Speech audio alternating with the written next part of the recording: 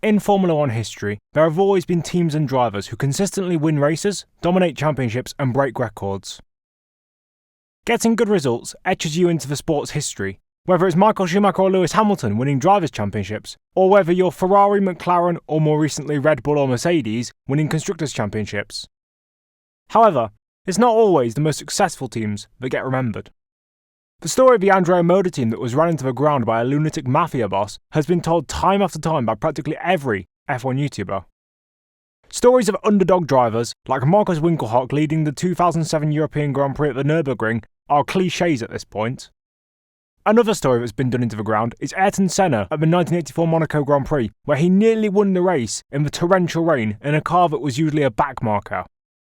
Everyone nowadays knows the story of the Toleman team because of Senna's near win on the tricky streets, but what if I were to tell you that Toleman nearly won another race, but hardly anyone knows about it? Let me set the scene. The year is 1982. F1 is heading to the 10th round of the World Championship, the British Grand Prix held at the Brands Hatch circuit. Keke Rosberg qualified on pole position in his Williams, followed by the Brabham duo of Riccardo Patrese and Nelson Piquet. The rest of the top 10 were the usual suspects of that era, with the likes of Didier Pironi, Niki Lauda and Elio De Angelis high up the grid. The two Toleman cars had qualified smack bang in the middle of the pack, with Teo Fabi in 15th and home driver Derek Warwick in 16th. I've actually already done a video detailing Fabi's F1 career and his ability to perform amazingly well, especially in qualifying, so please go ahead and watch the video on him in the top right corner of your screen after this one. With both Tolemans right in the middle of the pack, they had to hope for a miracle to be able to score points, as back in 1982, points were only distributed to the top 6 finishers, not the top 10 like we see today. At the start of the formation lap, pole setter Rosberg didn't get away, and so he had to start from the back of the grid once the parade lap had been completed.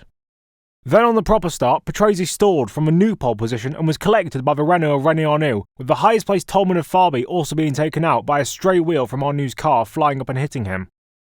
This meant that at the end of lap 1, Nelson Piquet led from Niki Lauda in second, and championship leader Didier Pironi was in third.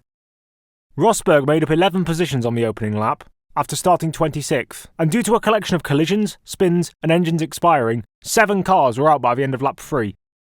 Piquet retired from the lead on lap 10 with fuel system issues, promoting Lauda to P1.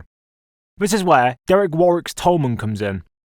He had made his way into the points positions and overtook Elio De Angelis for 4th place, and was quickly bearing down on Pironi and Derek Daly's battle for 2nd. How was he so quick though? Regardless of how fast Warwick may have been as a driver, he was in a Toleman, a car which the previous year had been given the nickname the Flying Pig due to its slowness.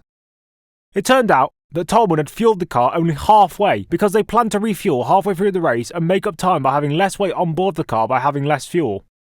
It was clearly working as Warwick soared past Daly, then overtook Pironi for 2nd place on lap 25.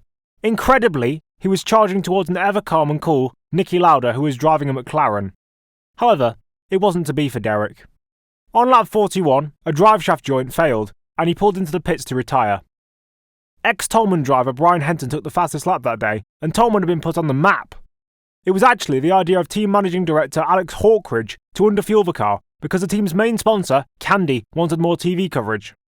Hawkridge knew the car would be fast and therefore get more coverage if it was light and nimble, overtaking cars left, right and centre. And the idea worked.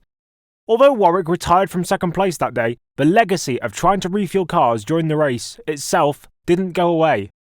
Legendary Brabham car designer Gordon Murray introduced refueling at the Austrian Grand Prix of that year and went on to win the 1983 Drivers' Championship with Nelson Piquet at the wheel. Refueling was then banned in 1984 on safety grounds, then it was reintroduced in 1994. It became a big part of strategy in Formula 1 and had its fair share of controversies.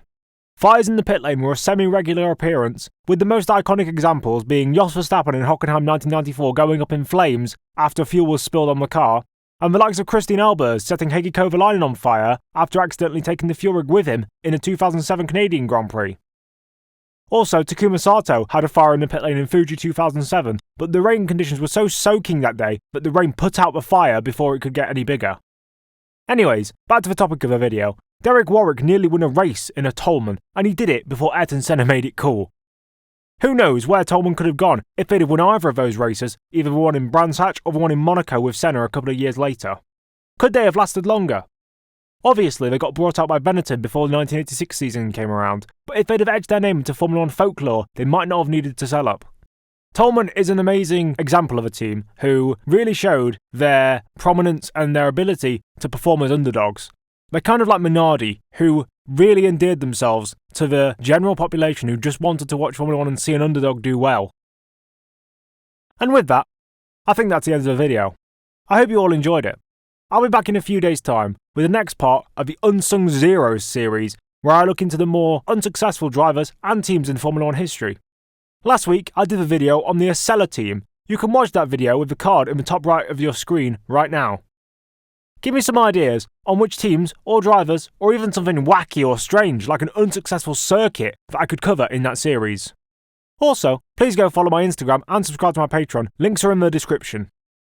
Anyways, with my shameless plugging out of the way, I guess that's it. I've been Nedzo, and I'll see you all later. Bye!